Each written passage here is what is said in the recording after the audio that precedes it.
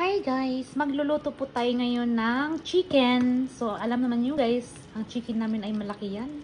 So, parang broiler sa atin, pero mas malaki pa yan sa broiler. At lalagyan ko ng soup. Lagyan na natin ng, mayroon pa kasi akong natira yung yung radish, kaya radish and, ano yan dyan? Ito, radish. So, paghaluan ko ng radish. And meron tayong sibuyas. At ano muna natin yung chicken. Muna natin. Tanggalin muna natin yung buto-buto at saka yung skin. So, ayan na po guys. Tinanggal ko na dun sa buto-buto yung mga laman-laman. Pero ihalo ko pa rin yung buto-buto guys. Kasi dyan po yung kumukuha ng lasa, diba?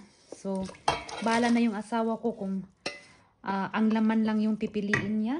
Kasi hindi yan kumakain ng buto-buto. Laman lang talaga. Pero, akong kumakain ng buto-buto. Pero, ihalo ko pa rin siya guys. Kasi nga para maging malasa din yung diba? Kasi dyan po nanggaling ang lasa sa ulam pag may buto-buto.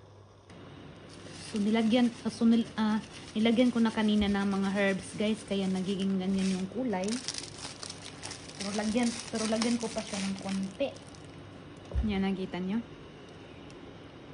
Ayan. So, then ilagay na po natin yung sahog guys. So, nandyan yung swivel, ba tawag doon? Nandyan na yung sibuyas at nandyan na rin yung gulay na radish. And after that, takpan po natin yan. And antay lang po tayo ng 20 minutes. Tingnan natin mamaya kung luto na. So, habang inaantay natin yung soup, guys, so magluluto muna, magsaing muna tayo ng basmati rice. So, nakahanda na yan dyan. So, yan. Anyway, by the way, guys, napag-isipan ko, baka pwede natin lagyan ng beans.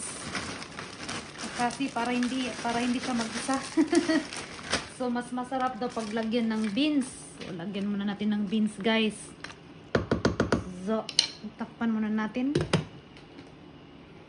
So guys, tingnan na po natin. So, pwede na siya guys. Pwede na silang makain. Yung kanin naman. Maano pa. Yan na po guys. And, yun. Yan yung luto ko ngayon. Soup with chicken. Yan na po guys. See you next vlog. Bye bye.